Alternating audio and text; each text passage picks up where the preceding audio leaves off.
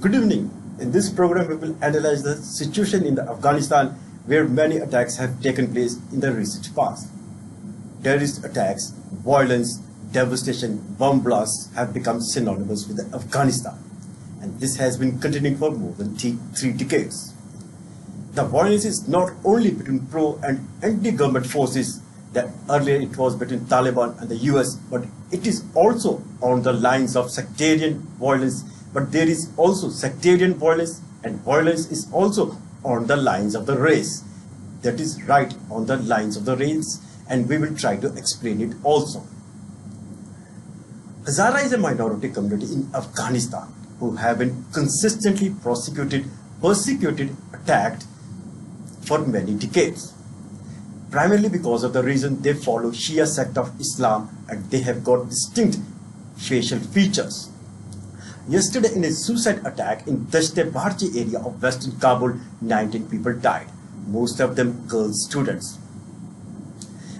This area, that is Dash-e-Barchi area, which is primarily dominated by Hazara Shias, have been consistently attacked.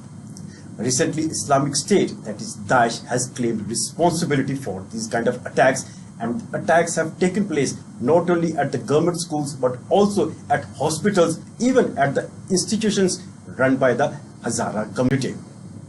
In the same Dash-e-Barchi area in 2020, IS carried out a similar kind of suicide attack in which 24 people died. The attack was carried out at a maternity hospital, and the dead included newborn babies. In 2021, in a similar kind of attack in the same Dash-e-Barchi area, 19 people have died, mostly girl students. In April this year, in a similar kind of attack in the same area, 6 people have died, and these included school children.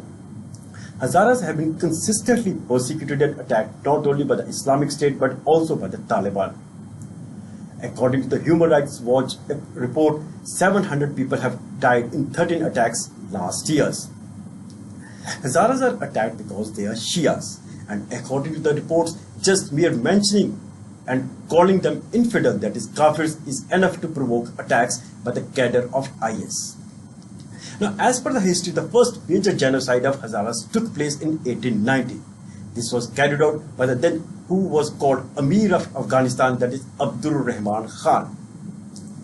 He believed himself to be the chosen one by the God, though he was appointed by the Britishers. Rahman ordered all the Hazaras to either convert to Sunni Islam or leave Afghanistan.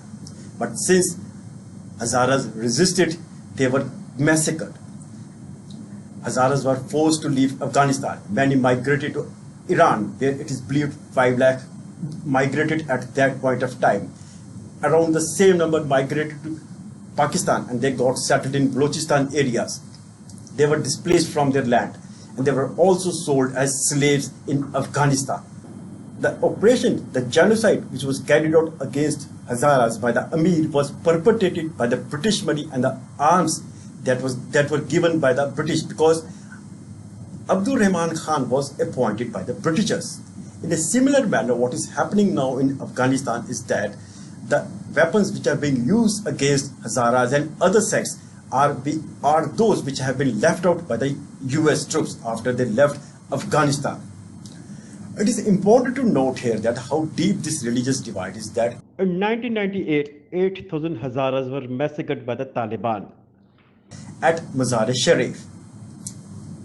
Now, the Taliban commander who incited this violence at Mazar-e-Sharif in 1998 said, Hazaras are not Muslims, they are Shias, they are kafirs.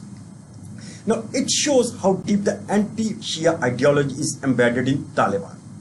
Many believe this anti-Shia ideology got imported or infiltrated into Taliban because of Pakistan, as many people from Pakistan joined Taliban against USSR and then against US, because Tehreek-e-Taliban is another Jamaat which is operating in Afghanistan and also in Pakistan. Even though the Taliban, after coming to power, has said it has not carried out these kind of attacks but blamed Daesh. Though many say Daesh is just a rebranding of Taliban, as both are same on this account, that is their anti-Shia ideology. Now Hazaras are caught in an international game. First, because Hazaras migrated to Iran, they got settled there and doing well. Now Iran is a primarily Shia-dominated, Shia-majority country.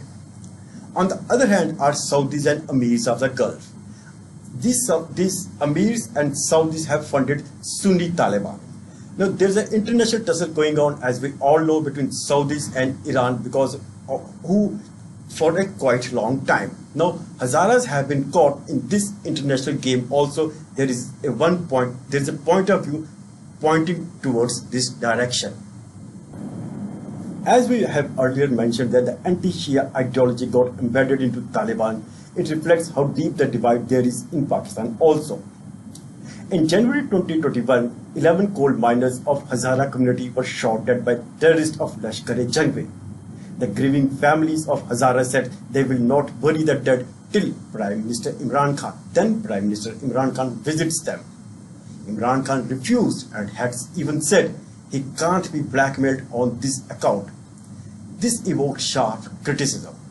Imran Khan eventually did visit and the dead were buried.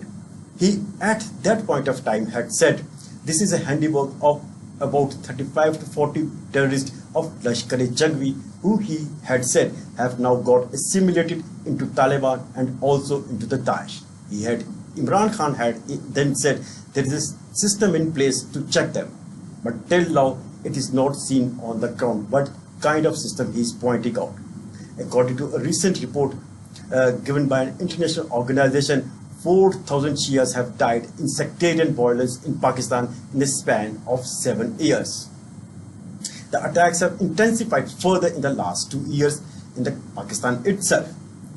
Now, these attacks at Hazaras come at a point of time when Taliban government is seeking legitimacy from the international community, which is asking for an inclusive government. But in the backdrop of these kind of attacks, will the international community give it legitimacy? These attacks and events will also be seen very seriously by the government of India, whereas Sikhs too have been persecuted and attacked in a similar manner in Afghanistan. This was our program on what is happening in Afghanistan, its international ramification and how India will be watching them. Thanks a lot. We will come back to you next time. Thank you.